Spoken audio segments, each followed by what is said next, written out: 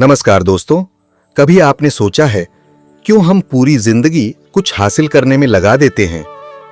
पैसा, सम्मान, रिश्ते, सफलता, लेकिन फिर भी मन पूरी तरह संतुष्ट नहीं होता। ऐसा क्यों है कि हर उपलब्धि के बाद भी खुशी बस थोड़ी देर टिकती है और फिर किसी नई चाहत की खोज शुरू हो जाती है? क्योंकि असली खुशी बाहर नहीं, वह तो हमेशा से भीतर ही छिपी हुई है।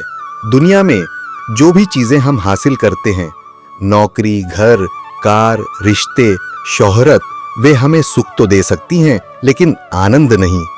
सुख हमेशा शर्तों पर आधारित होता है। जब यह मिलेगा तब मैं खुश होऊंगा, जब वो पूरा होगा तब मैं संतुष्ट होऊंगा। लेकिन शर्तों वाली खुशी लगातार टिक नहीं सकती, क्योंकि बाहरी चीजें बदलती रहती हैं और उनके साथ हमारे भाव भी डगमगाने लगते हैं। सुख बाहर से आता है, लेकिन आनंद भीतर से उठता है। सुख शरीर को छूता है, आनंद आत्मा को भर देता है। सुख किसी वस्तु पर निर्भर करता है, आनंद आपकी स्थिति पर। इसलिए जो आनंद भीतर प्रकट होता है वह स्थायी होता है, न किसी उपलब्धि पर निर्भर, न किसी परिस्थिति पर। खुशी भीतर क्यों मिलती है? इसका सबसे बड़ा कारण है हमारी उपस्थिति, प्रेजेंस। जब मन भविष्य की चिंता या अतीत के पछतावे में उलझा होता है, तब वह अभी के आनंद को महसूस नहीं कर पाता। खुशी वर्तमान क्षण में होती है।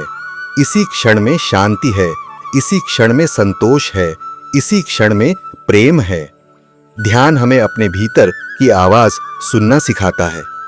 आप कुछ पलों के लिए चुप हो जाएं, तो भीतर एक शांत पवित्र ऊर्जा महसूस होगी।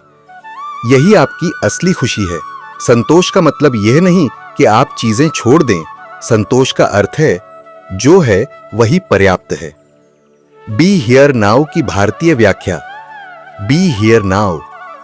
यह वाक्य पश्चिम में बहुत प्रसिद्ध हुआ, लेकिन इसका मूल भाव भारत की प्राचीन परंपरा से आता है। हमारी संस्कृति कहती है, क्षण में रहो, कर्म में रहो, मन में शांति रखो।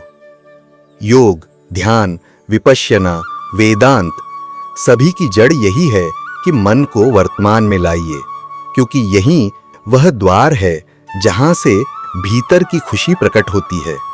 खुशी कोई गंतव्य नहीं, वह एक आंतरिक अवस्था है। जब मन शांत हो, जब हम स्वीकार करना सीखें, जब हम इस क्षण में पूरी तरह उपस्थित हों, तो जीवन की हर सांस एक उत्सव बन जाती है।